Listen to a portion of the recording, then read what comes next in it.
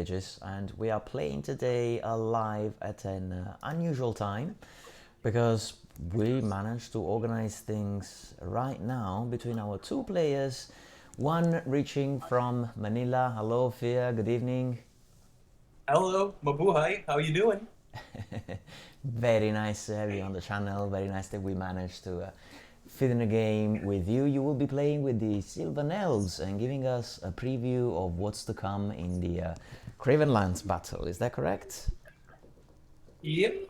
Well, I hope I can, live up to expectations. Well, it's just getting things prepared for the other team, the one that will be playing with the Empire. For those of you who don't know about this, we have a thread on the forum called the Cravenlands campaign, and we will organize a play-by-forum campaign that's going to start, I don't know, maybe next week, I would say. And it will feature Sylvan Elves versus an Empire army. So are we giving an advantage to the Empire by letting them know even more how the Sylvan Elves play? Well, I'm going to say hello immediately to answer that point. I don't know. We've seen a lot of games with Empire as well, so people who want to, study how the Empire Patrol works, they've got a chance to do so. So this was Remy. Hello, Remy. And as you can see, Remy is definitely siding with the Empire because, as you know, it will be a different patrol that we will use. It will be the one with Tottenham, with the prelates, not with the wizard. Extra surprise. No. Good morning, Pateo and Fia. How are you doing? Very nice to have you on board. Good morning. It is the morning for 2 out of 3 of us, and good evening to Fia. I do love it having the international games though. So 5:30 over here, so I think it's afternoon. Yeah, it's tough, but yeah. Anyway, so we'll see what happens with the time zones. We'll see what happens with the Cravenlands campaign, with which patrol the Empire is going to use. For this specific game, you, Remy, will be playing with... Is it Vampire Covenant? The Vampire Covenant, exactly. Because we're still playtesting something about those, so people in the stream can now see the cards for the Vampire Covenant army. 1 courtier, 10 ghouls, 20 zombies and 5 spectral hunters. And I can also show you the cards for the Sylvan Elves. We have 1 druid, 8 dryads, 10 Sylvan archers and 5 wild huntsmen. Yes, so I think that we can move on to getting ready with the selection of the map and the selection of who goes first. I'm going to roll these dice for you so that you can then start loading your armies. So Fear would start on map 3.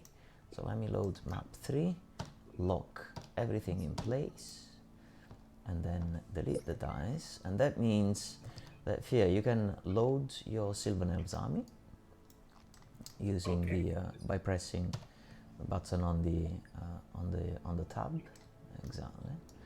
And then you can choose where you will deploy, either left or right. And as the army gets loaded, you can see here the Druid by Joël Saint-Lancet. He from the forum. I will take the right side with the woods. Right side in the woods makes sense, I would say. Little Joe for the Dryads. Then we have some Sylvan Archers by Admiralty Miniatures. Hello, Karak Non-Clansman. And then the Wild Huntsman by RedLine. And I think we can set them to different states so that they look prettier. All right. So you're going to the right side. I can copy the... well, I'm going to put them in conjunction with your color, even if it's... you know what? You deploy and I take care of the rest, actually. Oh, so Why don't I just do this so that we stay iconic? I still need to read the cards. You mind? Yeah. I haven't had a chance to. Yeah, don't feel any pressure to rush, Fair, because it's very early morning. I've got the whole day ahead of me. So I know what it's like when especially when you need to deploy first and you haven't had a chance to really think about it. Like, you definitely want to spend a bit of time.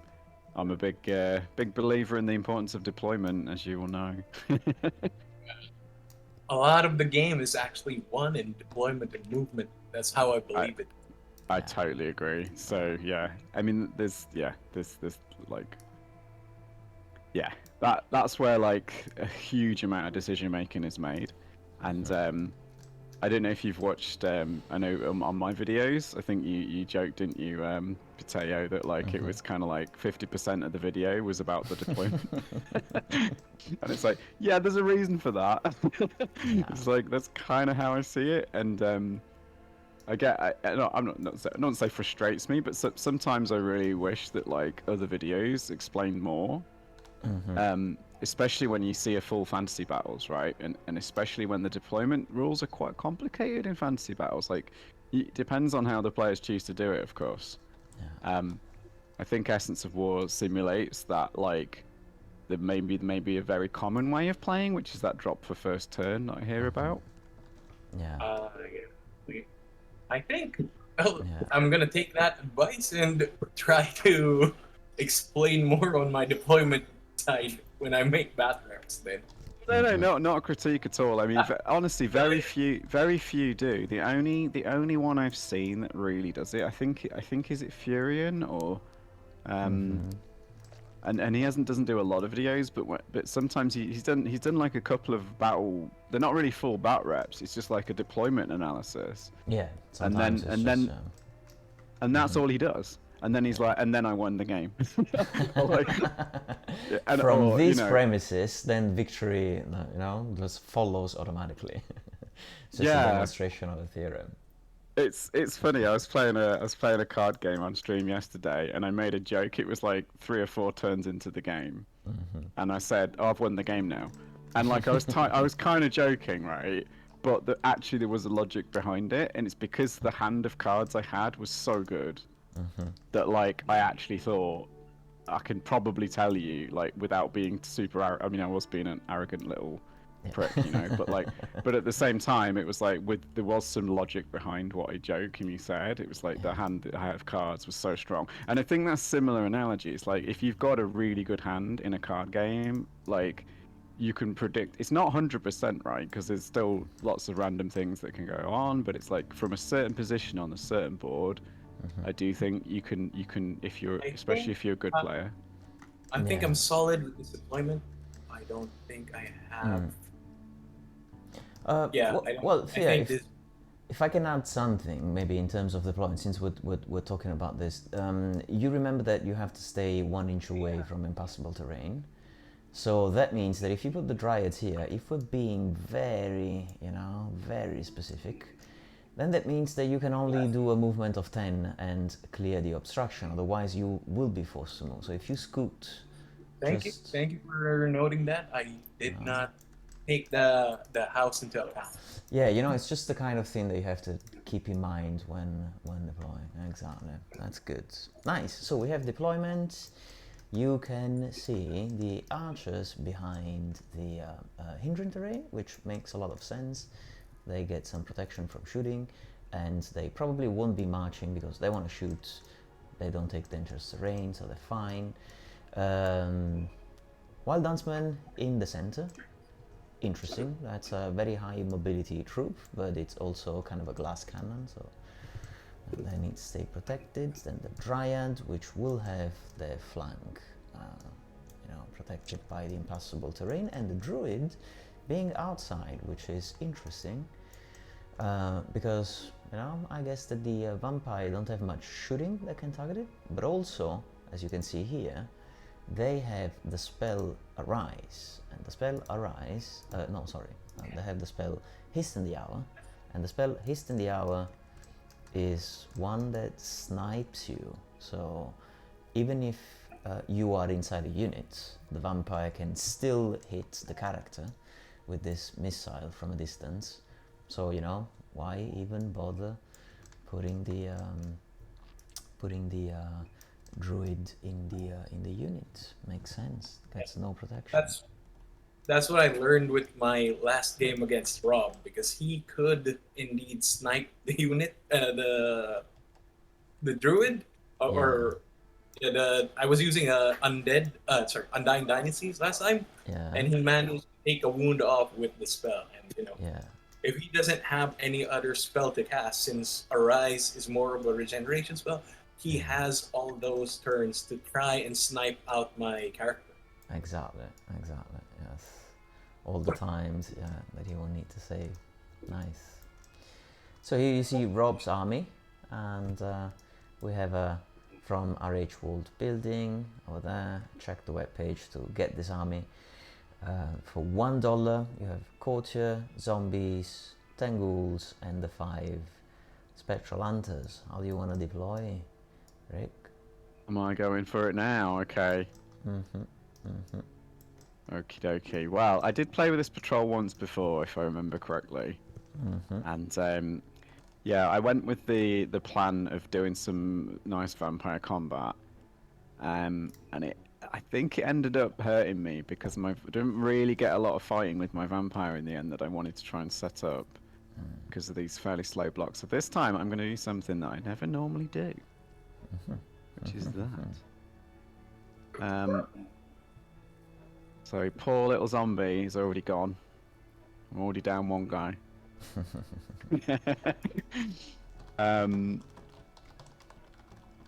So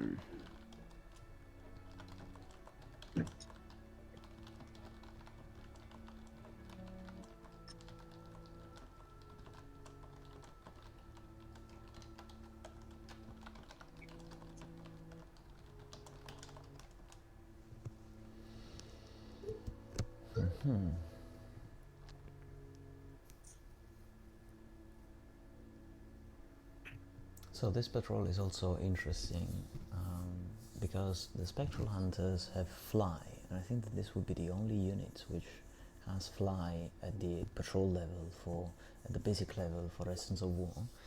That makes it interesting, especially when you have impassable terrain or when you have other units in the way. So it was a good move from Fear to take the side with the impassable terrain, because that's a very nice spot for the spectral hunters to be, just behind an impassable, and then they fly and zoom all the way to the other side, even charging with no problem. It's also something that you can use for your units by putting the flyers behind one of your own units. Lots of interesting things can happen with that. We haven't used that much so far because we're using maps with quite a little amount of terrain pieces. So we'll see how that goes. yeah, I certainly tried to use it, and caused all kinds of problems. Put the impassable terrain rules through their paces last time with my spectral hunter play, trying to do all kinds of. I actually learned this tip from Mick the Doc in the Discord chat, because I was mentioning to Nautilus that I usually play dwarfs in fantasy battles, and I don't really like having the house near me. Aside from blocking the flank, it could also block my line of sight. Yeah. So Mick the Doc pointed it out that there are conditions that it's good to have the house or impassable terrain on one flank, so that you only have to worry about one side of the field. So yeah. I took that, taking that advice for this game. Yeah, look at that. Getting this corridor out of your worries there, and then the line of sight unobstructed because your archers are all the other way. Good, good. Nice. So we have a deployment, is that correct? Yeah, I think so. I could shuffle things a little bit, but I'm happy with that.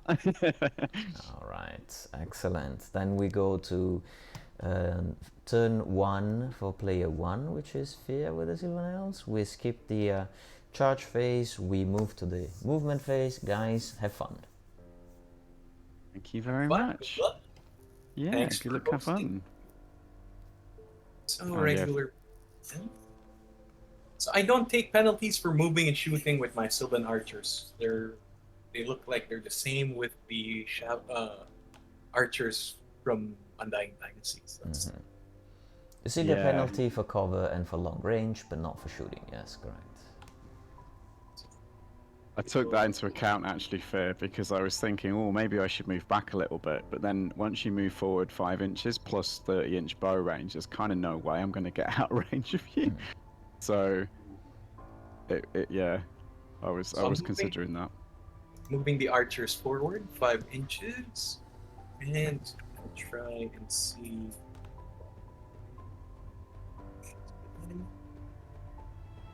I still take penalties for range. And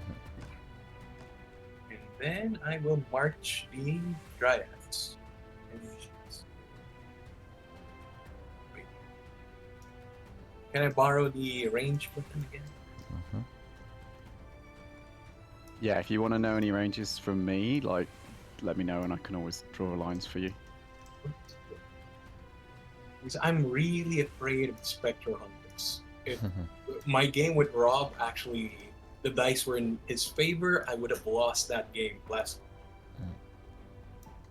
8 plus 7, that would be 13. There's an interesting. I find it when you compare playing on TTS to playing on Warhol, right?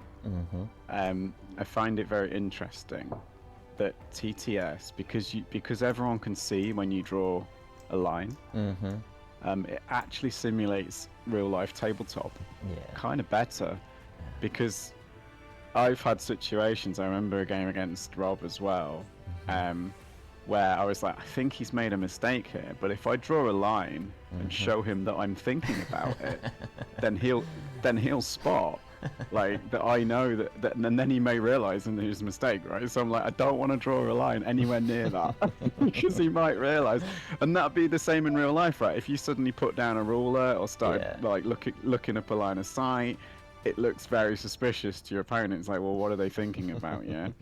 So I find that fascinating. Whereas on Warhol, it's more like a video game, right? Because you can very precisely like figure everything out, and your opponent can't see what you're doing. Yeah. Definitely. So I find that I love that stuff, right? Because you can even like try and then go the other way. And I've seen people do this in real life games as well, and try and play some like silly mind game tricks, right? So you start measuring stuff that you don't actually care about to try and like make them think you've got some plan that you haven't got at all. Stupid things like this. Psychological warfare is one of the phases of the game, right? Exactly that. So yeah, it's very amusing, but yeah, it's just fascinating the different ways of doing it. I think they're both valid. Like if you want to be super precision, then like Warhol's really cool for that. But I do think this more simulates like what it would be like at a real table, if you know what I mean. Yeah, no, it is true that, you know, we have several systems for playing the Ninth Age. You know, there's Universal Battle, there was Project Sunblade, there's Warhol, and so I think that, you know, it makes sense that everybody gives something different. So in my case, you know, you see that with the dice rollers as well, for example. I want people to, like, you know, just wait for the dice to come down and look at the results instead of just getting the numbers, for example, that kind of thing. Yeah. And also, of course, with the hobby aspect of things, because Tabletop Simulator really allows you to have all of the scanned miniatures that you have painted and that you put into the game. So, by the way, today I'm really happy because last night I spent some time working on these Wild Huntsmen from RedLine miniatures. I love them, these Lynx Riders. They're really cool. Yeah, they're really smart. I like them a lot. I think I am happy with my movement. All right, brilliant. Excellent, excellent. We move to magic. Oh, not so excellent. Oh, hang on. Do you want to move your druid? Sorry, no. That's one Forgot dude. to do it.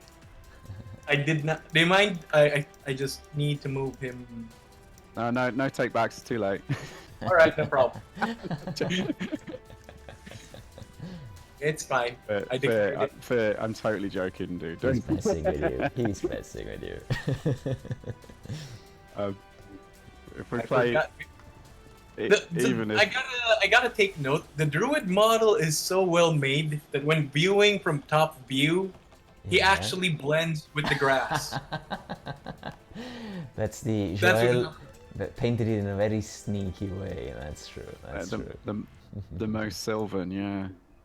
By the way, I think that Joel has a 3D model for this one. So maybe one day he might make it available to people like Little Joe and Hombre de Mundo who are preparing this 3D file distribution system. Maybe it could be made available. I'll have to ask him if he wants to share the Druides. Look at that. Nice. Okay. So there. I think I'm happy with that. I'm moving the druid 6 inches forward. If I'm not mistaken. No, Nice. 7 inches forward. Yep. Oops, sorry. Just a sec. I need to feed my kid. That's so good. Absolutely. The feeding phase comes before the magic phase. Yeah. So you've got to make sure you play your turns in the correct order. Okay. So I will draw my flux card. And 7 and 4. So you can think about that. So while you do Yeah. that, we can talk about the 2 spells. There's Awaken the Beast, which is an augment spell that gives you +1 strength and +1 armor penetration for 1 turn. So that one's going to be interesting if you expect a charge to happen in the next turn and you want to deter from that. The other one is Swarm of Insects, which is 24 inches, and it deals 5d3 hits with strength 1 and AP 0. So it's a bit different from the way it works in fantasy battles, because it also has an effect on shooting in the Big Brother version of the game, and I think it has a different range. But in this case, essentially, it means that you roll a boatload of dice, and you just hope for 6s to wound. Essentially, that would be the issue. So I think the first thing is I'm going to cast Awaken the Beast on my Dryads with 4 dice. All right. Go for it. Beastly You need a Dryads, go on, 5. go for it.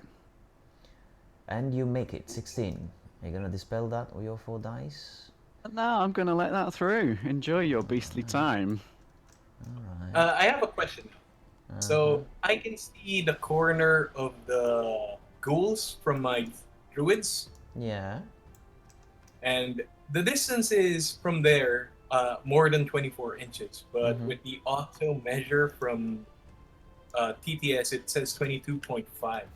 Yeah, so you check the 2 things separately. Line of sight allows you to cast a spell, and then you would use the distance closest to closest. So you can cast a spell. Yeah. Okay, great. Thank you. So I will then use Swarm of Insects on the group. And I will use my last 3 dice for that. That's a 12. I will try and stop that with all of my dispel dice, which I think I've got 4. So Yeah, and you do, and you make it. So no Swarm of Insects. And now shoot. I think we can move on to shooting. We can indeed.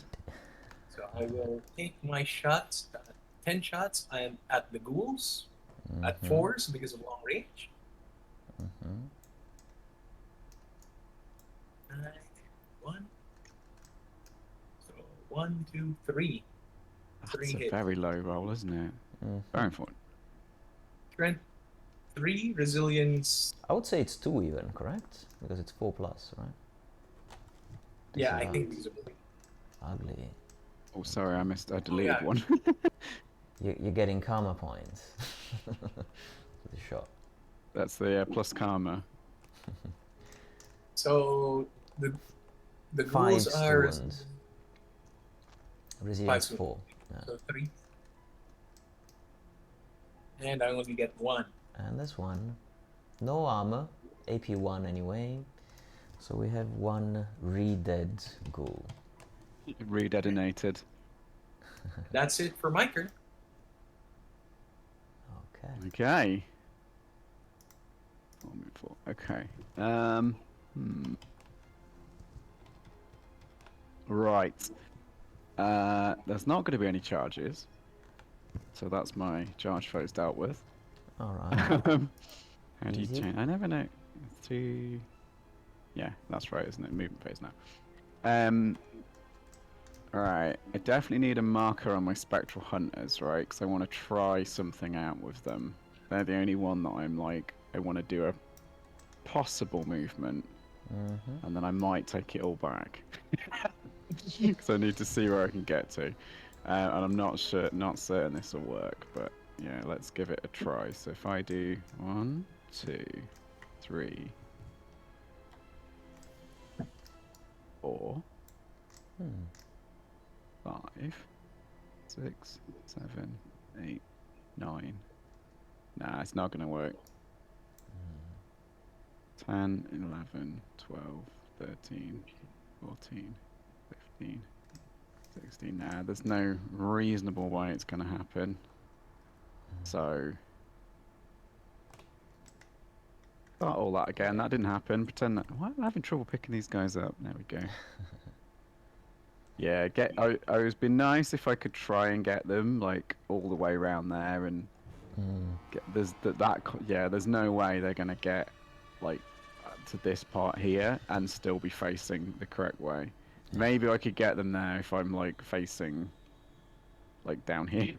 Yeah, But because that's you know not very exciting. the distance. One way to calculate this is that the distance to the line of sight is 10. Your base is 2, so that's a movement of 12 already. Yeah, exactly. And maybe you can try a wheeling of 4, and if you wheel 4 and then advance 12, maybe they can make it. But there's no other wheeling that you There's can no make. way. Yeah, no, that's right. Good, much better way of calculating things than just trying to move them everywhere. But you know, that's the joy of TTS, is that it's possible to do these things. So, I'm guessing this is the mind games thing that you were talking about earlier. Making me think that you Could want be. to take that flank. It could be. I've got the wrong hand now. I need to get the grabby hand. I'm going to turn your dryad back to a real dryad because I don't like them not looking there. I was like, why did one dryad go? Yeah, I think I really like your movement here. Actually, it's excellent. Hoping to take some advantage, but I can't find any.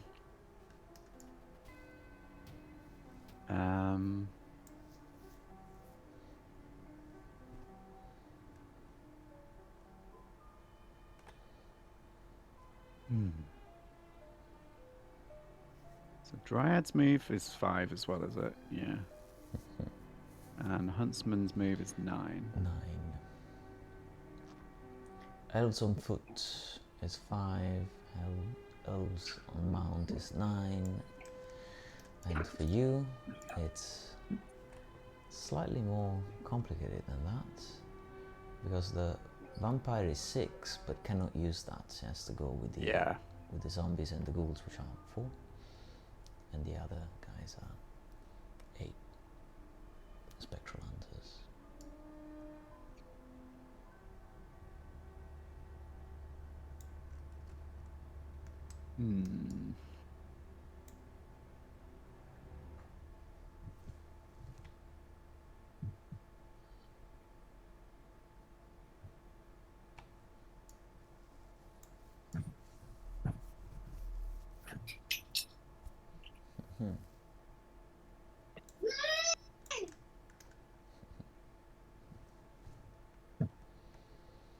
So far we have an advance by 3 from the zombies, and so far the ghouls have advanced by 2.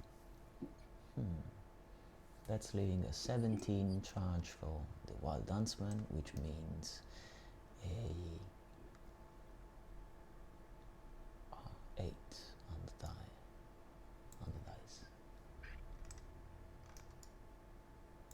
The Dryads are already in the scoring zone, so maybe I can flag them with a blue outline.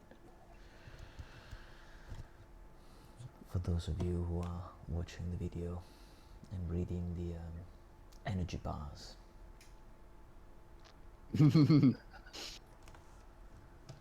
That's a tribute to you, Remy, as a fighting game YouTuber. And yeah, no, I wondered that.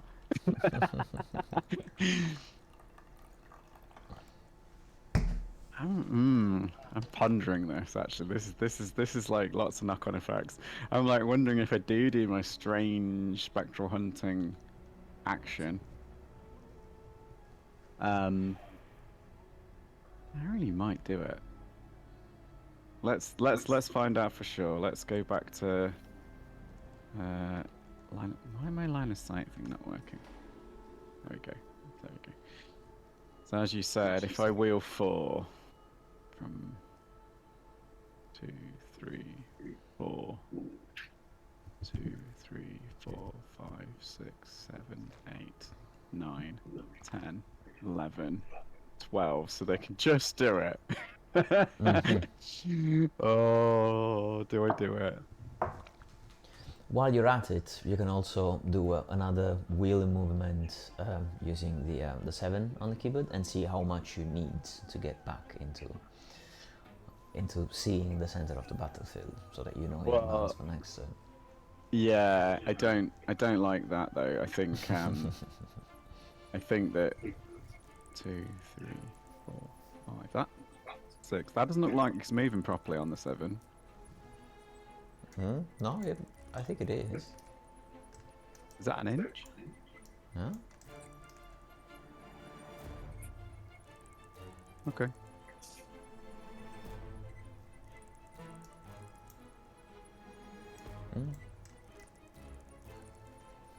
Actually, you might be right. That's 16. No, that can't be 16 inches. Yeah, I think you're right. So we have a small movement tray issue there. I think there's a collider thingy going on there. Ah, the lag. I've gone too far. Stop wheeling. Stop, guys. They won't stop. They've got a mind in their own fear. This is true undead autonomous creations. So let me know when the lag is resolved. Yes, I think it's if I do it carefully, it doesn't happen. It's when I try and press the button lots. Yeah. It's like nope. Right, that's better. That's where they were after 16-inch move, right? If you stop for a second, I can give you the maybe a different collider. And, Cool. Maybe that's gonna work automatically. Let's Whoa! see. Yeah. Madness. That's what happens when you reload models. Try it now.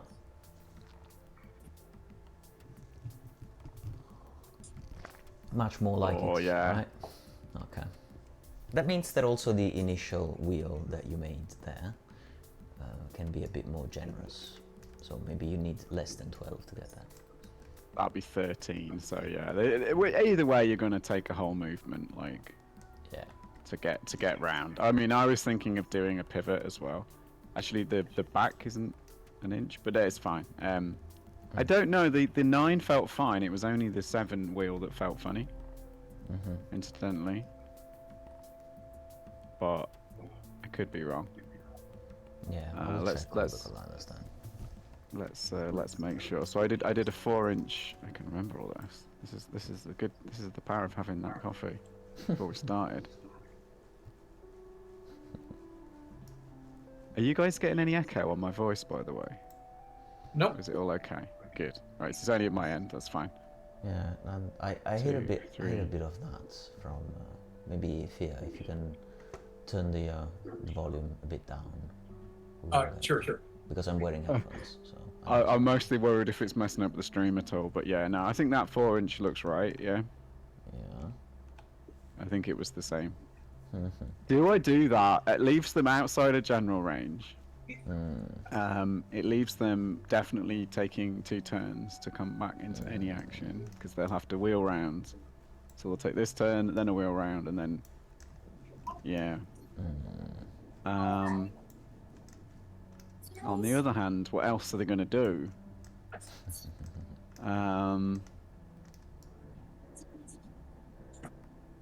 Yeah, I'm going to do it. It seems crazy, but you know, Time to be crazy is Essence of War, right?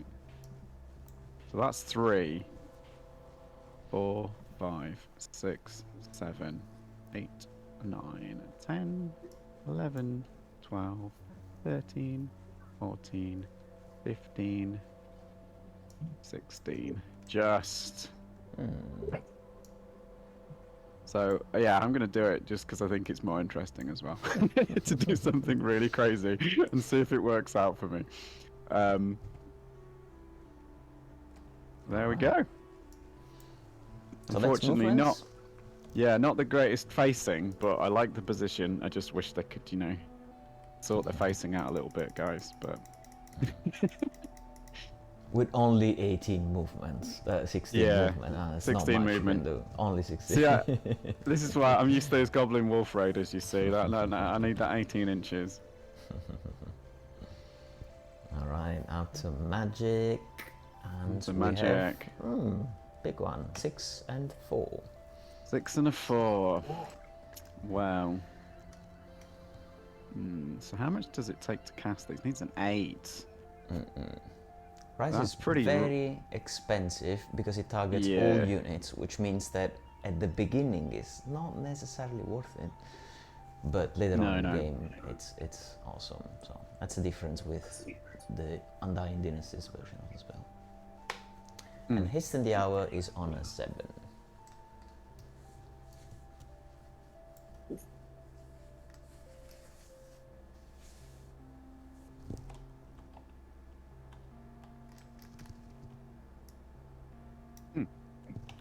I'm going to use my standard strategy, which is going to be 5 dice, hasten the hour, targeting the unluckiest wild huntsman.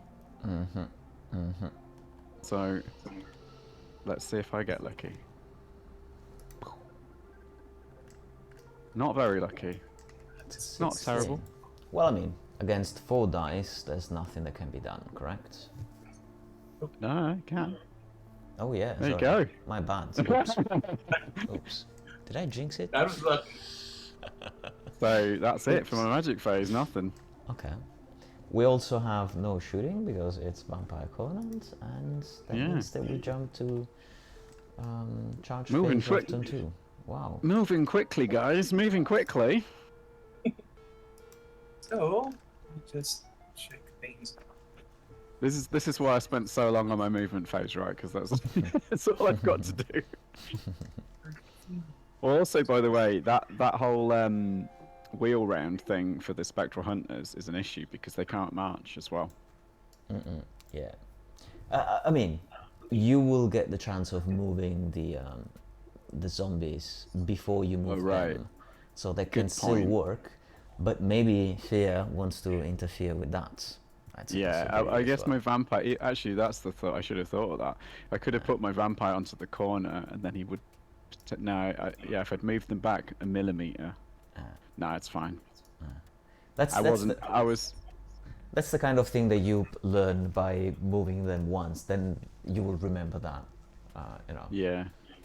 Because it's really 0.2 inches, and the movement of the thing of the courtier that wouldn't have.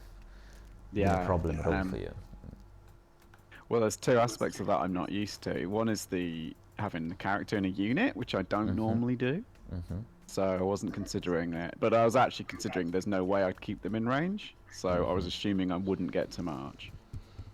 And actually, a pivot is probably the play, no matter what, you know, because it doesn't affect them pivoting, does it? The undead rule. I mean, and generally. I mean, you fly, so you don't have to worry about the impassable terrain. That's interesting as well. That's the only reason why you cannot consider a pivot. Otherwise, you would have had to pivot. But yeah, but it's still the charge phase from Fear. So let's see what happens there. I'm doing some math. Yeah. Because these are all long charges. Yeah. Yeah. Lanes and 8s. Especially when there's no swift stride. Yeah. They are long. You feel lucky? I am skipping to movement, regular movement. Oh, no charges. Yeah. That was part of my gamble with the Spectral Hunters as well. I was like, well, they're going to be out of the game for a little bit, but I suspect that there's not much going to happen unless you take a long charge. So I will start off with the Dryads. I will just mark out their decision. Oh, there. I can do the marking for you, no worries. How do you get these gloriously straight lines? Is that just like a very... have you got a line tool, or is it... Yes, if you press F2 twice, then you go automatically into the line version. Okay. I thought you just had very steady hands. Yeah, not at all. From I all that wish. miniature painting. That I don't do. It's only the digital version. None of that. Well, Look at now. the aggressive move. Look at this. Look at these boys. Oh, girls. Yeah, who knows, Dryads? Dryads? Non-binary? I think it's a she. I think it's a she. Humby, it's her name. Hanby. Humby. Oh, look, there's blood on the battlefield. There is. Goodness. Someone's been fighting here before. Yeah, look at that. Almost like there's been hundreds of games played on this battlefield. Look at this thing. Yeah, that's gory. I do want to buy a nice mat at some point, because I've got what I resisted. We were chatting in your Discord last night, and Rob RHWorldbuilding was talking about his lack of willpower to stop himself buying miniatures. And I'm actually quite resistant. I can tell you that if you decide to do that, maybe you can consider going to Torek Wargame Accessories, this one, for which we have a advertisement tab, because he's the guy who has donated the battle mats that we're using here. So you know, if you ever find that what he has is interesting, you can also let him know, hey, I found your thing on the Veil of the Ages Essence of War mods, and so that's how people start liking the 9th Age, I suppose, if they are a supply company. Oops. Yeah, sorry. He has a very large selection of mats in different shapes as well, different sizes. So. Yeah, I kind of resisted it because I knew that actually I wouldn't be getting to play on a tabletop for a little while. And I've already got like a kind of green painted wood board that you've probably seen in some screenshots and photographs. Those were nice. Your display. Yeah, they're pretty, huh? Oh, thank you very much. Well, the board's pretty plain though, so I was thinking at some point, and also it's not like, I think that the really nice game mats that have like a kind of mouse mat kind of texture, yeah. Exactly. You can see. You've got it up for me now, yeah. I can see it. Yeah. There's the mouse pads. There's the cloth. There's the vinyl. You also have this housse de transport. I don't know how you say that in English. This cylinder that you can roll them up. And, right. And you can choose different sizes. I don't know if they have the one we need here, 120 times 90. See this one, 4x3. They have the perfect version, and it costs. I'd like to ask if my druid is here. Can I see both the spectral hunters and the ghouls? Yes, I would say so. Yeah. Absolutely, yeah. You see the boundary. That's the point. You just need to see the boundary.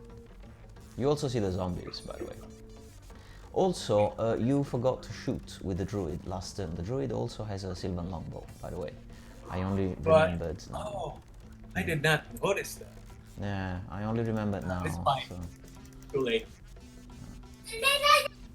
Well then. You see, scolding you for forgetting. Scolding you for forgetting to shoot. Do you know, for a minute there I was like, did I, what, my vampire's got a bow? No, oh no, you're not talking to me. Okay, so I think I'm done. I'm going to magic. All right. Go, Let's go. go to magic. Good. 4. So 5 The- to 4. The Scotty one, yeah. Nah. No one likes card number 4. Yeah. So now you get Awaken the Beast back. But you know, with 2 5s, that's the kind of card that you can say, well, you know, I'm gonna have 1 cast and 1 dispelled, possibly. I think what I'm gonna do is, it might be wrong, but I'll use 4 dice for Awaken the Beast on the Dryads, and then 1 dice for Swarm of Insects for somebody else. Alright, ballsy, ballsy. Okay. So I'll start with Awaken the Beast, 4 dicing it. Uh-huh. Nice. So Slightly above average. slightly above average. This is a very interesting decision with that roll. Yeah, I like that. Because I can guarantee to stop the swarm, but the chances are it's very unlikely to go off anyway. Yeah. Yeah, interesting. I love the small decisions. Like, I mean, full disclosure, I'm not a big fan of the way the magic works in the 9th Age overall, but it does create some very interesting little decisions like this. Because also the order, in fact, the order in which you rolled that as well, Fear, was really interesting. Yeah. Yeah, it's good Because stuff. I normally choose to roll the single dice one first, and hopefully, because you're hoping for a high roll, and then you're hoping to maybe make them want to try and dispel it. Yeah, no, But this way round, this way round's actually worked out better for you in this situation for with sure. a 5. Yeah, makes sense. I gotta admit, the Swarm of Insects isn't really that relevant. But if it does fire off, it is a big deal. Like, Yeah, that's the logic for me right now. I'm pretty scared of it. It's 6 is It's the gonna kill- wounds. I'm no armor for quality. Yeah. For quality attacks like ghouls or spectral hunters is interesting, but this one with the dryads here, that makes a lot of sense to you know, say, are you Yeah. gonna charge next turn? Let me know now if you plan on charging next turn, by seeing what you do with the dispelling, essentially. Nice. What's your call, Remy? I'm gonna let the Awaken the Beast through. I think. I'm just looking at stats. I'm feverishly calculating things as we talk. Strength 5, AP2. You're not gonna worry that much about it, except Well, if they that's- go on the yeah. torture. Well, yeah, but I mean, if you try that, then that's up to you. So I think it makes more sense, strange that it may seem, it's weirdly less of it. Waken the Beast in some combats could be very critical, right? But here, it actually does. It's very good against the ghouls, but against the zombies, it doesn't actually improve them that much. Weirdly. It's a 3 to 2. It's 1 pip. Okay. It's 1 pip improvement, and there's no armor improvement. So yeah, Yeah. forget it. All right. So, Awaken the Beast is in. Give us a Yeah. 5 for the Swarm of Insects. Who's your target? Okay, so Swarm of Insects, and it's not in. Not I'm it. just gonna roll 4 dice to see what I would have got. Nope, I wouldn't have stopped it anyway. So it was a correct decision. Good, good. There's something. Let's ask from your mom later. Okay, so I will move to shooting. Mm-hmm. So I'll start off with 10 shots from the archers onto the ghouls. Mm-hmm. Them ghouls. I am now at short range. Right? You are. Yeah. Even with the back rank. With the rear So, rank. 3s. Outrageous. 1, 2, 3, 4, 5, 6. Okay. 6 shots on 5s. Mm-hmm. And I get 2. 2 are re-dying. All right. 4 ghouls. And I will also take a shot with the Dryad, but this would be on 4s to long range. Sorry, the Druid. Dryad. Yeah. With the druid. Okay. You don't have cover And- from your own units. That's good. Good. And that's it for my turn. Okay. Charge phase of turn 2 for the Vampire Covenants. Yeah, I've got to do it. Zombies are going to charge the dryads. All right. And I will flee. Sorry, I will hold. Okay. No, I was they're about to say, this is the most heavily baited charge I've ever seen. It's an auto So, in. yeah. By the way, Fear, normally you don't have a chance to flee with the Dryads in fantasy battles because they have they're fearless. they're fearless. Yeah, and I think it's also going to be this way in the advanced version Perfect. of Essence of playing War, but now you can. So, just No, saying. but that I actually just misspoke because I had to carry my kid. Yeah. That was supposed to be a cold. Hey, baby, bye. Yeah, so that's charge number 1, and what's gonna happen with the other dudes? It's This is auto measuring. Yeah. That's a 15. Very high charge, but on the same chance though, is there any reason not to do it?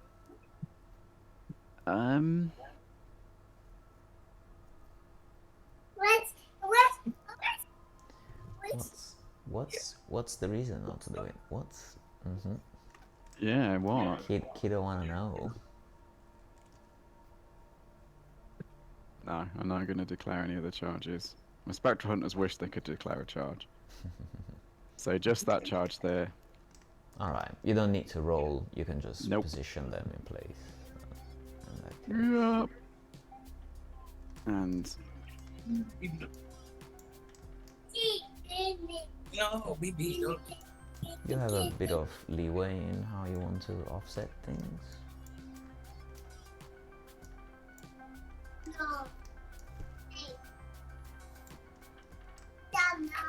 something like this.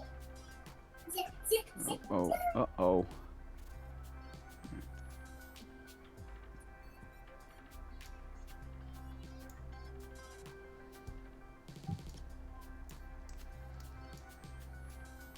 Something like that. Mm-hmm. Oh. And then regular movement. Mm-hmm. So, these Zombies guys are could theoretically march now, Yes. but I don't think I want to anyway. I think I'm just going to pivot because I don't think it makes a lot of difference.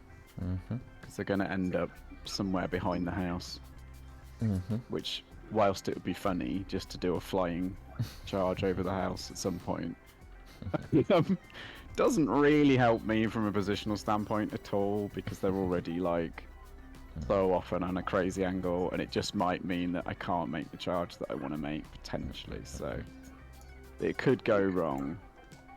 So instead, they're just going to do this. Okay. All right. Could you do your exciting marking skills on those ghouls though? So F2, F2, and then Oh yeah, yeah. this guy. And Very nice.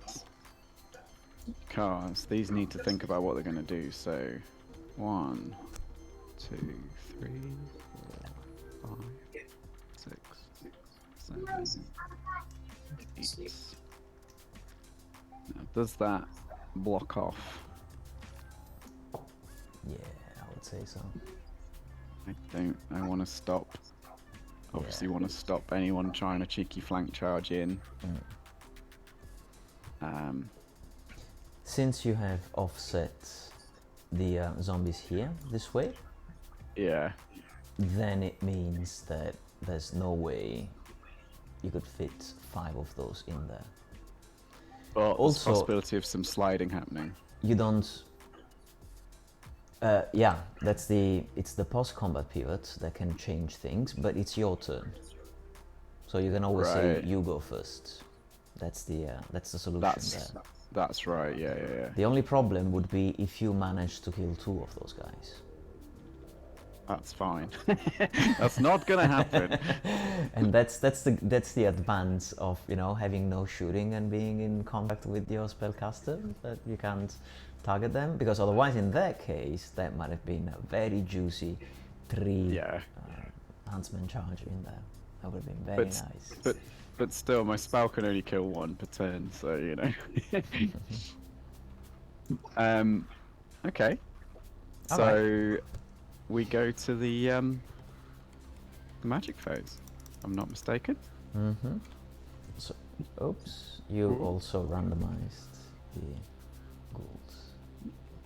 Oh, I had someone selected. Alright. Never mind. And now the ghouls are also in Actually, here's an interesting question. When do I get to move? Because once he becomes in combat, right? Mm-hmm. He can only move at the start of the combat phase. Yes. But luckily my ghouls are within 6 inches, so I didn't mess up. Yeah. Yeah, that was okay. I didn't actually. I forgot that I couldn't do it in the movement phase. So that's actually quite interesting for a magic for a caster that's got like in combat, because you have to think about that. So I'll do my card. Correct. And it is 4 place 2. Oh, nice. And obviously I'm going to do a 4 dice arise. Mm-hmm. It's a very low roll. Mm-hmm. But it's enough. But it's enough unless you can stop it with a very high roll. I need to channel lucky 6s. Come on. Go.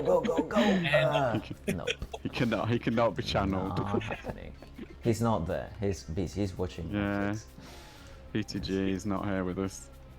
If he'd been here with us, it would have worked, wouldn't it? Spending So I time.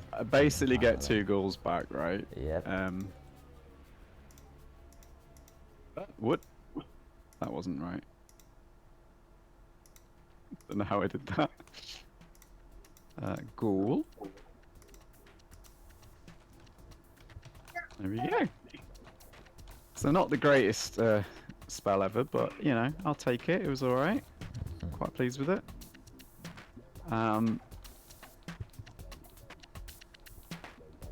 And there, so combat turn. So Mr. Courtier is going first, I believe.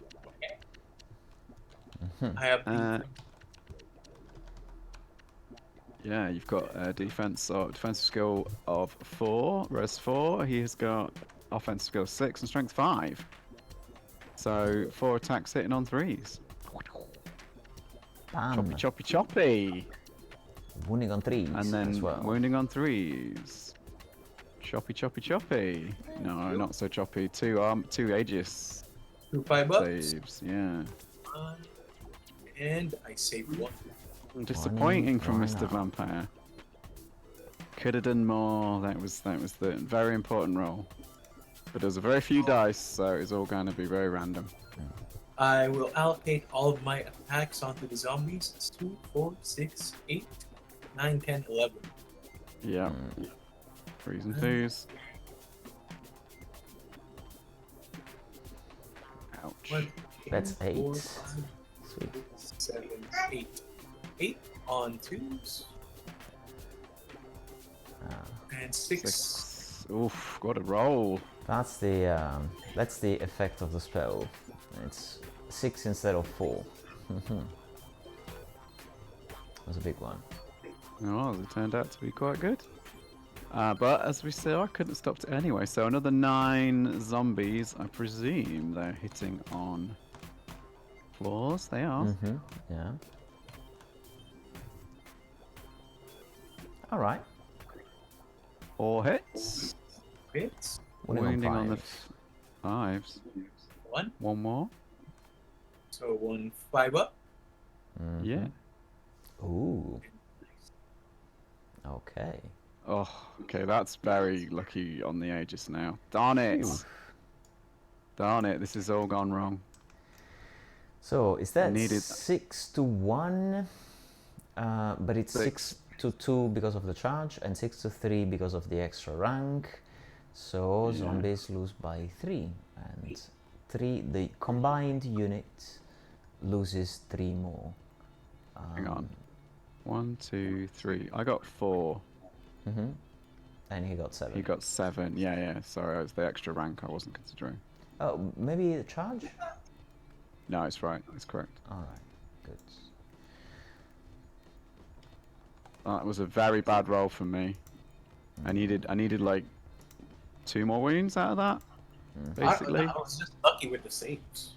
Yeah, basically, it did come down. If you'd failed even average, I would have been all right. But you got 2. You basically got 2 out of 3 of 5+. So yeah, I mean, I knew that would be a big risk going in. It's like kind of reliant on the vampire to do some good rolls, and he didn't come through for me.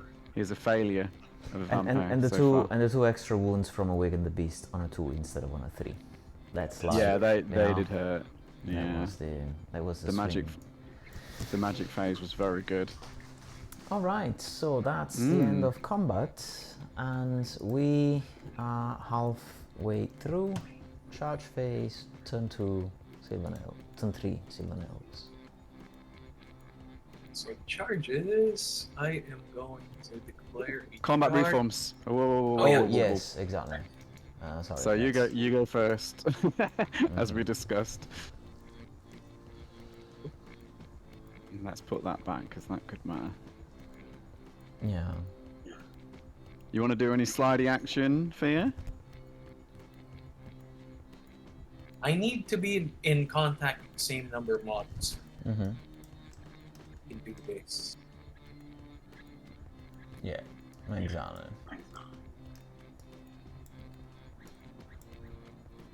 That's it for me. That's how it should be, exactly. Both pushing down and hopefully even that. Look at that. Pushing the charge into the rear, which is better than a flank. And then Remy can counter slide to avoid the flank charge. Yeah. But not too much, so I want to stay in the zone, and I've got to keep. I can't get this positioning just right. Hang on, zooming in, zooming in. Yeah, I've got it. You know what I want to do, but because you always have to look at the shadow. That's the yeah, that's the tricky bit, isn't it? When you want precision movement in this game. But it's okay. Done. Something like that is close enough, yeah. Achieved. You always remember when I'm playing with real miniatures as well. Like a lot of the time, you can't position the units like exactly touching because the models are like sticking their arms out and stuff, right? So it's I think it's worth it's the same sort of thing. It's like you automatically want to think who charged, and then like the recipient of the charge is the position of the combat. Yeah. If that makes sense. That's how I always play it in real life. Yeah, exactly. Yeah, sure. All right, so we now are indeed in the charge phase of turn 3. Yeah. Yeah, I like it. Show us. us. It's doing some very nice plays. I will declare a charge from the Wild Huntsman to the ghouls. Oh, there we go. That's No an other. auto. No other charge, no reaction, just slamming them in. Choose how you want to align them. That's going to be an interesting, useful choice there. And then that's it for charges. All right. Yep, that's it for charges. I'm going with regular movement. I'll shift the dice to regular movement. I am just going to mark down the position. Try and do it if you like. Something like that. Not quite as good at it as Potato, but... Sorry, I was distracted. I was listening to this background music and just, playing around with the camera on things. What did I miss? Oh no, perfect. You did great.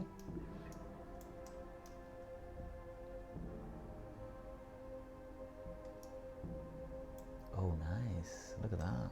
Somebody's trying to... Well, this is likely move. It's good stuff. Somebody's trying to shoot at the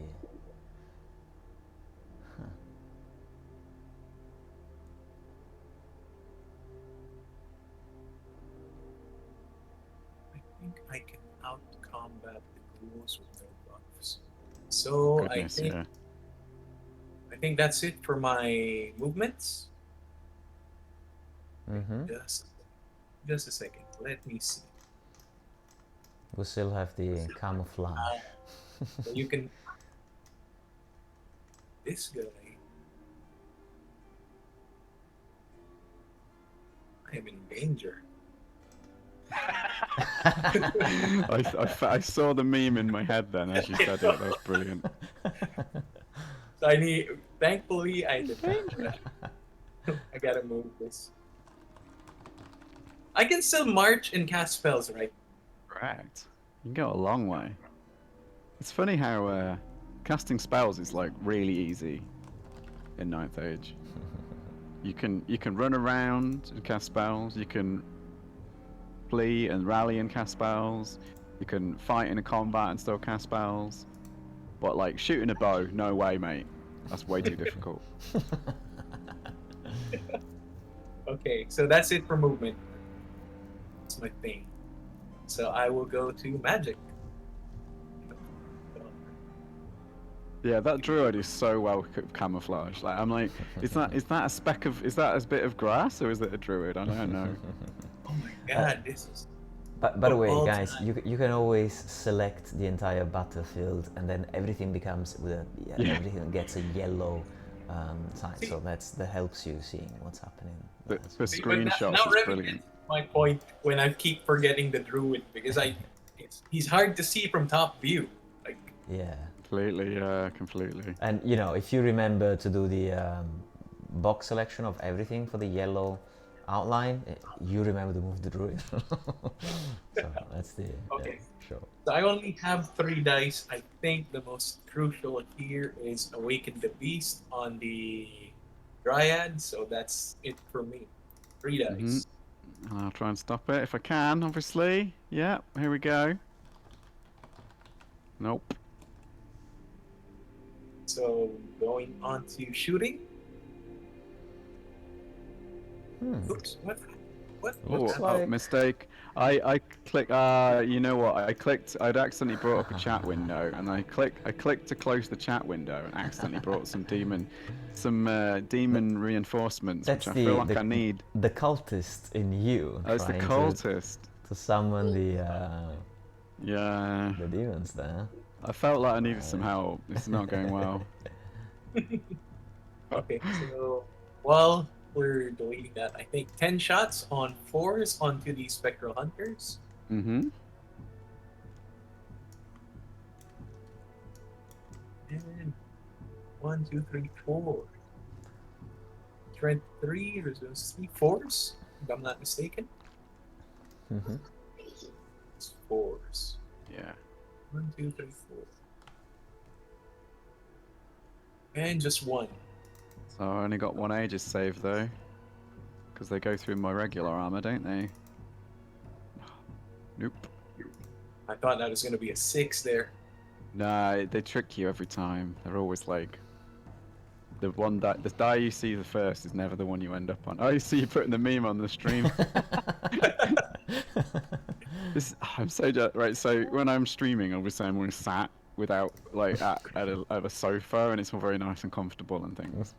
But the problem is that it's really hard for me to set up hotkeys and do things like that because I don't have a proper keyboard and mouse, and it's just like everyone else who's just streaming does it with a keyboard and mouse, and it's like I haven't got that facility, guys. I have to like make things really dumb and simple. I'll take another shot with the druid at 4s. Yeah. On the Spectral Hunters. Did you march with the dudes? Oh, you Yeah. marched. Oh, yeah, you're right. You're right. That's I forgot. Good point. Thanks good point. Thanks I'd forgotten. Do you know what I was going to say when you rolled it? I was like, you could probably roll him at the same time, but no. Thanks for my. So that's it for shooting. I think we can go to combat. I'll start with something more assured with the Wild Huntsman. This is not going to go well. This is. So I have Devastating Charge here, so I get an extra attack. So that's 15 attacks.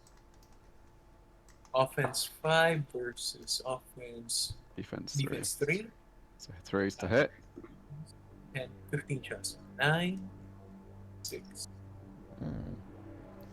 1, 2, 3, 4, 5, 6, 7, 8, 9. Yep. Yeah. 9 hits. Strength.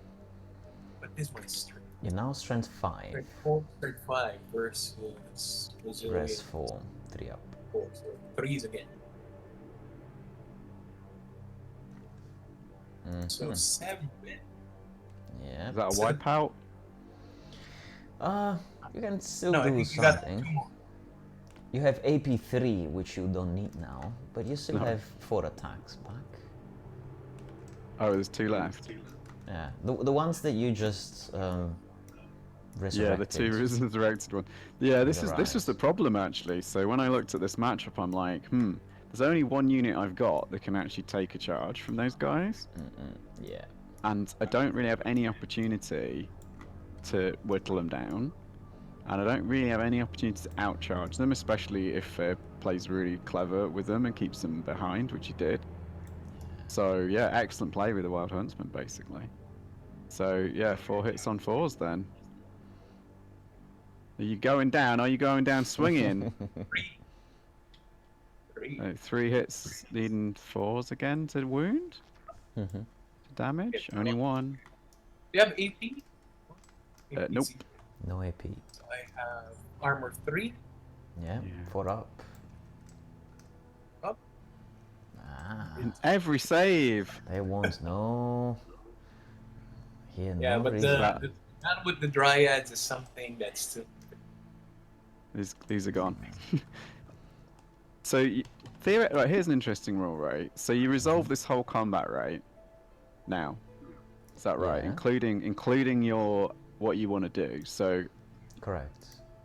So you need to pivot or overrun with your huntsman Exactly. as well right now. Yeah. I will do a pivot. Yeah, makes total sense. Lovely. In this case, am I on the flank of the zombies? You definitely. Oh, ooh, actually, yeah, I think so. So Yep, you are. have to remember that you have to check the zombies, not the huntsmen, when you ask their question. Yeah. Right? So you never see your own line of sight, you see the opponent's line of sight. And this tells you that you are in the flank arc. Perfect. Because I'm probably going to take a rear charge from the Spectral Hunters next turn. Yeah. If I don't get rid of the zombies, and I don't think I can get rid of the zombies. So yeah, let's resolve that, and let's see your vampire perform. Let's see it, Mr. Vampire or Mrs. Vampire. You've got to save the day. That's 3 hits. Okay. That's not going to save the day. That's only 1 damaging hit. Only 1. 1, 5 up. Come on. Ooh, No. okay. Finally. But that's very disappointing again. So 8 attacks only kills 2 guys, even though it's 3s and 3s and a 5 up. That's not good. So I think I strike first here. Now you go, yep. So all attacks 2, 4, 6, 8, 9, 10 on the zombies. Mm-hmm. That's on 3s. Mistaken. 1, 2. Yeah. Offense 4. Defense 1. Yeah, so I get 2s. Either way. To the wound. Ah, I'm this, bad at math. this time not doing anything, the spell for you, right? 3s, 3s and 5, exactly, on 8 attacks. 1, 2, 3, 4, 5, 6. I think. Another 5 dead. Is that right? Yes, I think I rolled 4s. I'm at strength. Yeah, it's 2 ups actually, because you have the Awaken the Beast, correct? Oh yeah. It's another 6 dead. That's important because that's a rank. Wow, I mean, this is not go. This is disaster now. So, this is 4 hits, zombies, only get 4 attacks now. It's not going to do anything. It's not. They're not even going to hit. Not See, at they've all. given up. They've given up. So I think that's a total wipe, including the vampire. Probably 5, 6 for you, 1 for me. So -5. No, the vampire's not dead. The vampires. The Plus zombies are rank dead. from Oh, the yeah, dryads. Yeah. 5. Yeah, that's 6. One wound and the vampire. So it's 2 wounds to the vampire. The vampire is left with 1 wound only. Yeah, and that can turn the tide, really. And since now he- since there's no zombie left, that means that the units cannot be brought back. So you can only get wounds back for your own vampire, but you know there's no resurrecting the zombies anymore. Yeah, it's GG's. We'll play it out, of course, because I want you to do No, it. As you... Your spectral hunters can still do. So, I mean, I'm really afraid of these.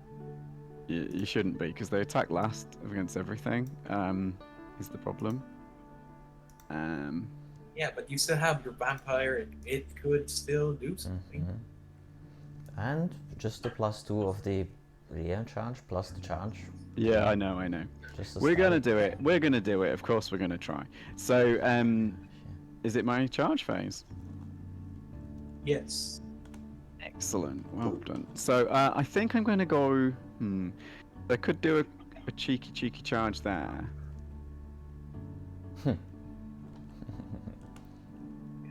I did not prepare. Power of fly. Yep. Well, it doesn't. The flight doesn't make huge difference. They'd be able to make this anyway. The question is that better? So I'd need. It's 15.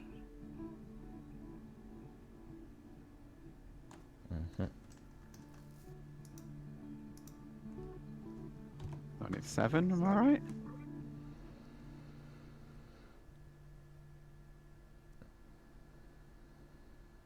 Is that right? I need a 7. Yeah.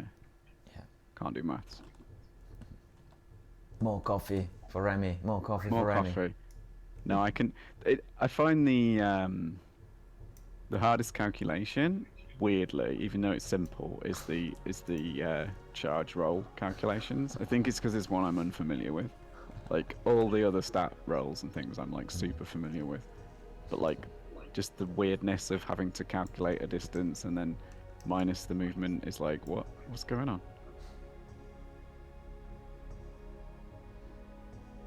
I should maybe revive those line of sight tools that I used for the Tabletop Simulator Arena, where you had the number that you need to get on the dice for each individual unit. That'd be nice thing. Yeah, I think I'm going to do it because even though they might actually not help this, although they give the +2 rear bonus and the charge bonus, like you might kill a couple of spectral hunters as well, and it allow you to get more attacks and all that kind of jazz. So actually, I think it's more sensible to just leave the vampire to try and get lucky by him or herself. And then I have to get very lucky with the spectral hunters. It's also a big play to try and do a win, right? Or tie. I can't tie. I've only got 1 unit left, so yeah, no, I could tie theoretically. Yeah, spectral hunters are going into the wild huntsman. Reaction. I have to hold. Have to hold, and I have to roll. It's a big charge. Woohoo! It starts off well. Look at that. You just channeled lucky 6s right there. That I don't think I've ever rolled that on a charge. So, there's no. You've positioned them very cleverly, so I can't overrun into your archers, though. So, good stuff. Something like this, I think. Because I have to do 4 + 5. I mean, I've got pretty free positioning actually. In fact.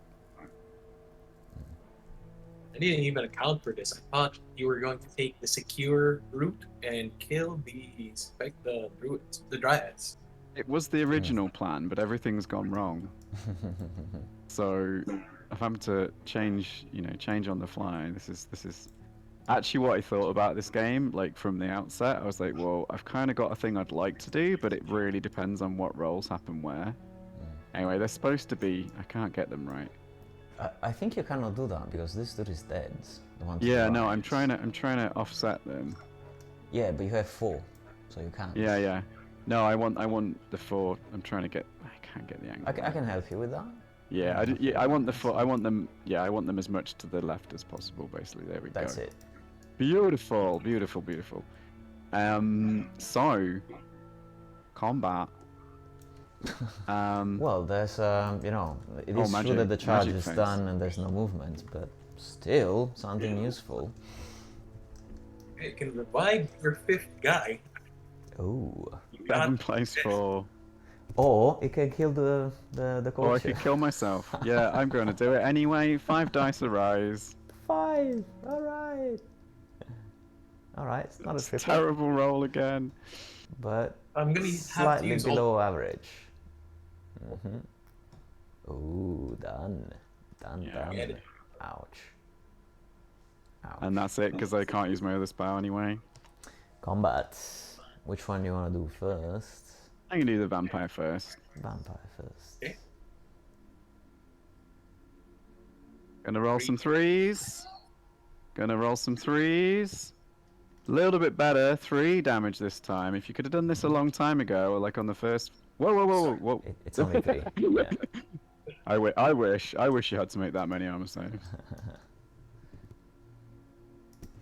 Oh, look at that! When you rolled the 5 dice, you made none, but when you rolled the 3 dice, you made 2. That's a fail, because he needed to strip that rank.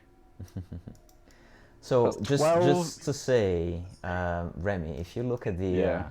stats, at the distribution of outcomes, 3 Yeah. wounds is still the most probable, by a tiny little bit together with 4, but that's still what you can expect from 12 attacks, hitting on 3s, wounding on 3s, and saving on 5s. Yeah, yeah. Strange, but you know, that's perfectly 6, 8, 9. in tune. 9 attacks. But yeah, 9 attacks. No, sorry, not 9 attacks because you have fewer in contacts. Oh, you're right. You're right. You're I was right. gonna say, whoa. You only have Yeah. 5. 2, 4, 5 there. Sorry. Mm-hmm. That's why I picked 5 earlier. My math is getting. That's alright. And 3 hits. 3 hits. it's. And 2, I think. 2 Or no, wounds. just 1. Your defense. No, 4. you have strength 5, right? Yeah. You have the spell. Yes, because so I have 2. Yep, 2 go through, and I've got 6 saves, right? One. Yeah, Because you've got AP2. yeah, that spell is nasty. Yeah. But I couldn't stop it ever, so that's the Yeah. problem. So, 2 6s. Need that 6s now. Nope, vampire dead.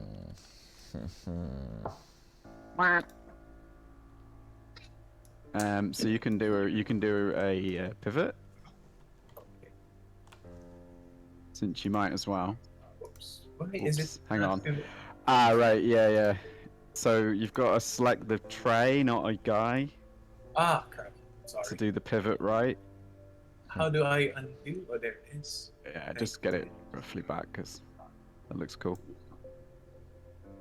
There you go. Beautiful. Well, what's with the vampire inside the giants? Yips. He still wants to be here, guys. He still wants to be here. So yeah, if I could have had an opportunity to stop Awaken the Beast, I probably yeah, I had that one shot at it, but it was like unlikely anyway, because you'd done a good roll. But yeah, obviously I was prioritizing wanting to stop that really, but the roll made me go, the odds are not good.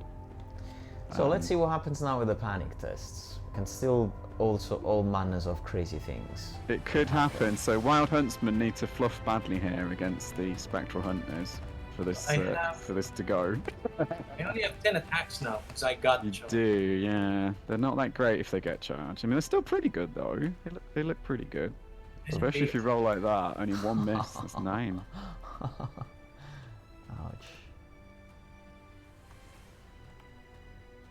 That was 9 hits. Strength 4, you're wounding on 3s. So 7 hits, wounding, right? I think it's 6. 6. So poor old Spectral Hunters here. You have armor 1, but they have AP 2. Yeah. So it's only 5 It's just ups. Aegis. So that's 6 Aegis saves, right? Yeah, 5 ups. So it's going to be 6, all 6s. Or none, depending. So this was why you shouldn't have been scared of the Spectral Hunters, right? Yeah, Because but they didn't even get to swing. no, this is just, I think, luck on my part. I've always been afraid of those. Like, I fought Rob with it, and then now you. And then, statistically, I think they should actually do more than... I don't know. Honestly, like even against your archer unit, which because you put them in a wood would have been extra risky because I've had to take dangerous terrain to go in. Like they still probably lose, believe it or not, in the front. Yeah, but I guess that's the point, It's a 16 march unit with fly. Oh yeah, totally. So Yeah, they can get around the side. Their as we role saw. is tactical, it's not strategic. Yeah, which is with- what I was. Yeah, I tried to place them to like potentially get a charge. I wanted that charge actually. I thought if they charged the Wild Huntsman, they had a shot at it, but it wasn't good, as we just saw. Plus, yeah, with that number of attacks, you were looking at 3 wounds as well. You did 4, which is a bit more than expected, but it would have meant 1 dude remaining. So it would have popped anyway, even with, only by making all attacks and the +1 for the charge, there would have been a push. But as soon as you failed 1 attack, which you probably do, because you're hitting on 4s anyway, so that's the first one that doesn't go there. It means that the 4th wound that you didn't get here would have been for popping, and so the unit. I think that charging in the rear would have also prevented another attack from the Dryad on the Vampire courtier. Yeah. So there was a way of getting all the I think I would have charged in the rear and hoped for a very unlikely discipline 9 panic test on the Huntsman. Really? Okay. And I mean, that could have meant dead Dryads, and then next turn archers are in, and then would have been a 1-to-1, for example. Could have been a different type of play, but it was very unlikely, unfortunately, at that point. The Wild Huntsmen are just monsters. Against a patrol that has got no missile, it's like they're so good against if you don't have a way to shoot them. I mean, most patrols do have a way to really scare them at range, or at least like maybe get a charge on them with something that could actually damage them. But the double whammy is that the only ones that are realistically going to get a charge on them, unless, well, I say, excellent play from you, Fear, though. I was like, I need you to make a mistake, and there was no mistakes at all. So that was very, very careful positioning. I loved your deployment actually as well, because I thought about this before when I was like, well, I might be playing Sylvan Elves. I'm like, what would I do? And it was almost exactly what you did. I was like, and I actually want to put the Wild Huntsman in the middle. Yeah, I was actually debating putting the Huntsman on the near the impassable, but I'm like, I need them to be free because, like I mentioned with the discussion, if I put my Wild Huntsman on the flank, I wouldn't be able to swing left or right. I can only either swing center or right. Yeah. So that was the thing, and I think if you didn't take the risk of the gamble of putting the Spectral Hunters that far early game, I think it would have been a much harder game for me. Because I know you were trying to get the flank, but I think just having extra attacks would have also helped against the Dryads. Yeah. But like at least that's how I'm looking at it. If the Spectral Hunters managed to flank the Dryads earlier, it would have been a different game. Let me think. If you pushed forward and they'd gone in, I think you'd have just ended up crumbling the Spectral Hunters as well. No, because I wouldn't have charged the zombies if I knew spectral hunters could flank me. Yeah. Right. So maybe the fact you. Well, I don't. I see. I don't think you. I think you're more scared of the spectral hunters than you should have been. Especially. I'm not actually looking at the numbers of their attacks, Yeah. but just the flank bonus and if they get their attack. Yeah. It's already That's- a +3 just because of Yeah. getting there. And it's true, very true, easy yeah. with advance 8 and fly to make that happen. So, you know, And then if they make their attacks, it's not just a +3. It's like a +3 minimum. yeah. Because then it would be True. in the flank of the Dryads, since these dudes have 2 attacks each, it would have been 8 attacks, hitting on 4s, wounding on 3s. So, you know, it could have been another 1 or 2.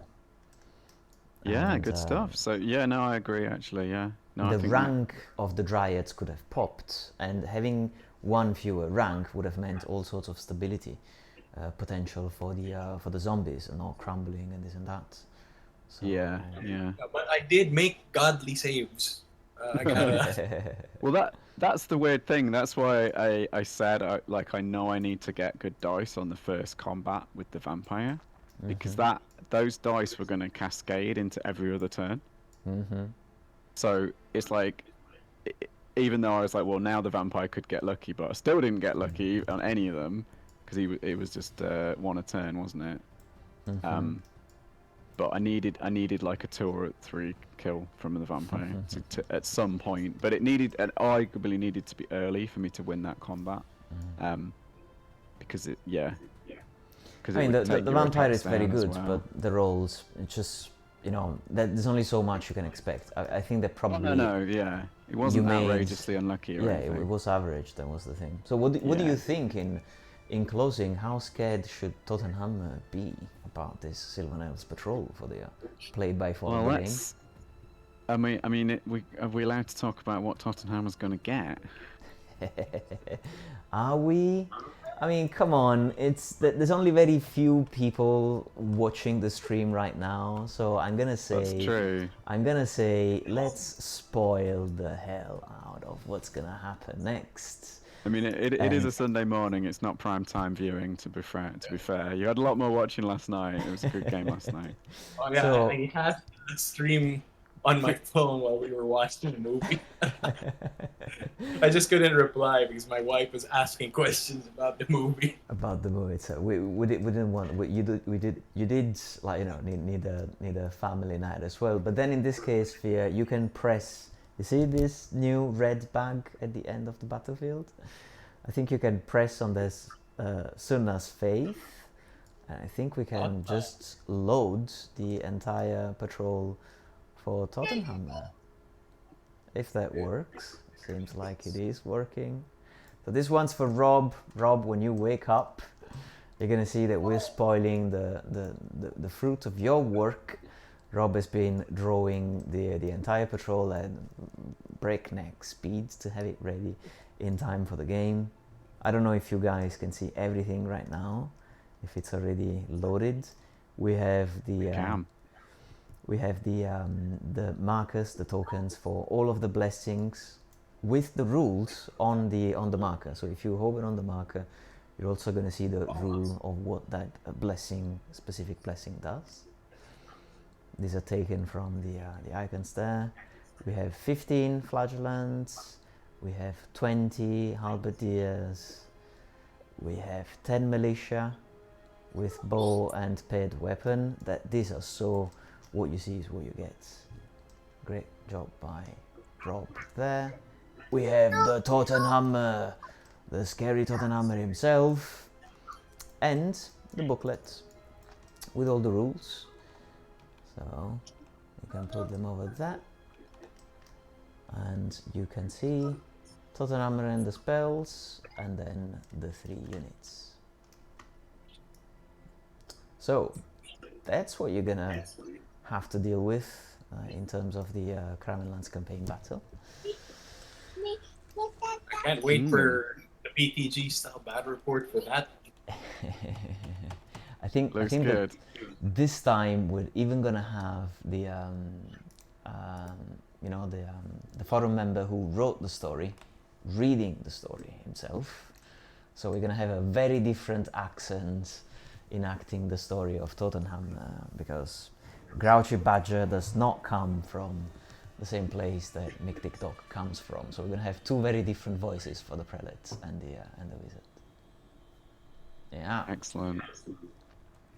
Well, All right, so I mean, I think since you asked me, I will answer. I think there's some. This patrol has some weaknesses against the Sylvan Elf patrol, very similar to the Vampire Covenant. But I think they've got a couple of things that work much more in their favour. In that I think the Flagellants, obviously, I've still got lots of unbreakable guys, as do but they're bigger, right? And they've got more ranks.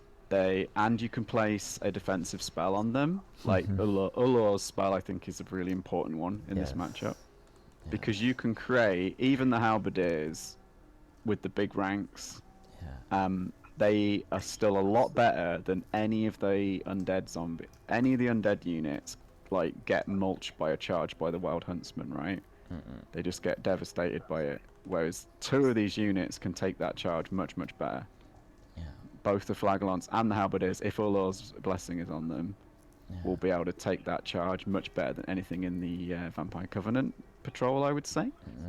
Does the prelate have to be in the unit? Ah, right, but that's a tricky one because the prelate has to be in the unit. You can only, you know which one can be buffed because it's only if the prelate is in that one. Yeah, but you have a little bit more threatening missile power as well, because although there's the one-shot per turn potential from the vampire, I would say that the militia shooting, it's probably about the same actually. Well, you know, Andy, the Sunna's blessing, if you charge a unit and then you cast that one, then it's fun, you know? Yeah. It's, I think normally the so that zombie. Actually, this is a question. Actually, going back to our game, if would you have charged the Wild Huntsman into the vampire plus zombie unit in the front? Yeah. Sorry. I have charged the zombie unit with the vampire in the front. With the Wild Huntsman. No, I wouldn't. You wouldn't have gone for it. Yeah. Because it's not. The ranks, sure, I might be able to kill between 5 to 10 at best. You still get 2 extra ranks. So that my kills would essentially be at -2, and your vampire would be able to kill probably between 1 and 3 of the Wild Huntsman alone. So I'd probably just get a total combat score of 1. That's what I was looking at.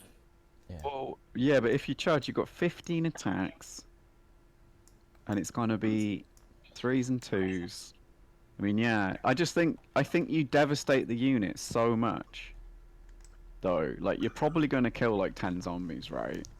No, because I was about to say this when about the charges. I usually use averages on every roll. So let's say I have 15 rolls, even on 2s and 2s. I'd probably get on the attack, like 15 attacks, I'd probably get 7 to 8 at most, and then maybe 5 to 6 on the wounds. So I'm only looking at an average of 5 to 6 kills on the 15 unit zombies. Because I don't really look at the full. Sure, I hit on 2s, I wound on 2s, whatever. But statistically, what are the odds that I get lower than that? Like, that's how I usually make my math. Because I'm what do you call that? I'm cautious. Like, I don't want to be overconfident. I have all these buffs. I have all these effects. But if I roll bad, I lose the full unit. So I take the combats that I'm more likely to win, or at least stay locked in. Yeah. At least that's how I think about a lot of things. So even with the charges, I only take charges that are on 7s, because like if I need to roll a dice, I automatically math it out as I need 7s to roll. and I don't take charges that are 8 or 9s to roll. No, no, I'm the same on the charges. I just wondered because I kind of wanted that combat. So that was what was interesting about our game. Sorry, and I want to talk about Sooners as well. And good point from Ogre Sage as well in the chat. But yeah, like despite the fact I deployed second, I couldn't get any of the combats I wanted because you used the greater movement speed. Like again, like so that was really interesting. But yeah, I think you're right that I should have deployed the Spectral Hunters like further wide and then just use them from that spot rather than having to do that silly move that I did. That would have worked much better. Yeah, like I said, if you had the Spectral Hunters threatening the flank of the Dryads, Yeah. I probably wouldn't have moved that turn. Yeah, But and then when you moved too far and I was out of line of sight, I knew it would take 2 turns before you could charge me, so I had to take the charge on the zombies that turn. yeah, no, totally. But the thing is that I was thinking like the opposite in that I didn't want the Wild Huntsman charging. I wanted to scare them from not charging anything, which is why I only gave you the long charge. And then it was also why I positioned the Spectral Hunters very close to the zombies, because I wanted their threat range to be like aligned next to them, so there wouldn't be a spot where you could get your huntsman out of the range of the hunt, you know. But again, we just saw that actually, I don't know. I just know, I think it's a real struggle. Anyway, the point is, I do think Sooners is a better chance against the Sylvan Elves, but I still think they have some of the same issues that because they don't have a good range threat. Actually, I see a hidden gold mine here, or rather, like a linchpin in the militia. Yeah. Because they have 2 attacks, and then if the militia gets charged by, let's say, the Dryads alone, if the prelate is there, I think it has a chance of winning. Yeah. Oh yeah, definitely. Militia it's with the the prelate. prelates. Just with the number of attacks, because Yeah. if I don't read the cards, I see 10 guys, I'd map it out as 10 guys. And then Yeah. I just get hit by 20 attacks. Sure, Well, the 15. Dryads have better stats, but with the prelate there and a buff active, I think it would make things different. And it applies to all of the units, like the Halberdiers and the Flagellants. No, and plus, seriously, D6 hits with Strength 4 and AP 1 can be huge. Like, you know, you can kill if you get lucky on the D6 or if you get lucky on the wounding. You can kill 2 or 3 models just like that in the magic phase. Yeah. So if you get a charge and you have the prelate in there, that's gonna be it's gonna be very ugly. The other thing with that prelate, as you noted, by the way, that all those spells are so low to cast. Yeah. Yeah, If you get, yeah, he's the only guy in any of the patrols that if you get a big magic phase, you've got a real serious shot at casting all 3, and giving your opponent some real problems to decide what to dispel. Yeah. 3 spells are a lot. 3 spells with that little of a casting value is very, very much. You're paying the fact that you have no range on the spells. Yeah. That's The models in the cast phase, yeah. Yeah. If I were playing the Sunna's Fate list, I'd probably automatically put the prelate in with the flagellants and just charge the first unit that it gets into charge distance. Yeah, it needs to get in like ASAP because the prelate is so much of the power of that patrol, though. But I think I would say overall, probably if I was going to give it a rating in terms of fighting game, I'd give it a small advantage to the Sylvan Elves on paper, just because of the way the matchup works out. But I'd say better chance than I think it's a worse matchup for Vampire Covenant on paper, right? Than it is for Sooners. But I think the Sooners are going to struggle. I do think they're going to struggle because any time like basically the way I see a Sylvan Elves is, can the Wild Huntsman get a really effective charge off? What's the likelihood of them being able to get their full strength, full power charge off? And if they can, what's their targets? And yeah, like they, as I say, I know you might get unlucky, but I say even going into the zombies with the vampire, because the vampire doesn't even go first, which is the crazy thing. The huntsmen are guaranteed. 7? Nope. They're Oh, both the same agility, which is what I looked at before the game and went, right, I'm screwed. Because if the vampire was agility 7, like, then I'd be like, okay, that zombie unit is actually quite... No, but can I scare wouldn't them. allocate hits on the vampire. Oh, no, true. That's not the point. The point is the wild huntsmen all get to swing every time. That's true. Although Um, I was actually more afraid of taking a charge because of the losing devastating charge is really bad. it's very disadvantageous. That's why if I'm looking at Suna's fate, if the flagellants get a charge onto the wild huntsman, I think the wild huntsman will get deleted, and that's pretty much game over there. Yeah. Definitely. Well, that's how I've when I've played against Sylvan Elves, I've always managed to take out the Wild Huntsman before they did anything. So Yeah, you see, the problem is that the flagellants are less than half the advanced value of the Wild Huntsman. That's the main problem. The whole patrol has only 20 by 20 millimeters models and advanced for March 8. This is the only patrol that works like this. We wanted it to be like this because this is the mob, right? This is the mob around Tottenham. yeah, So Tottenham has to be a monster and the mob has to be very mobby. And it also means that you have twice as many the models that you have in the other patrol. Actually, if you count them, they're practically almost exactly twice as many you have them in the Sylvan Elves. But the point is that they're slow. It's like 3 infantry units, and you know, all 4s, and the Sylvan Elves are 5, 5, 5, and 9 on the advance. So if the flagellants manage to charge the Wild Huntsman, maybe Tottenhammer is in there, maybe Tottenhammer casts the Sunna's Blessing or the Ullo's Blessing. That's the end. That's really the end of the Wild Huntsman. But if that happens, the Wild Huntsman should be obliterated if they get charged they deserve it. It was kind of written, it's their sort.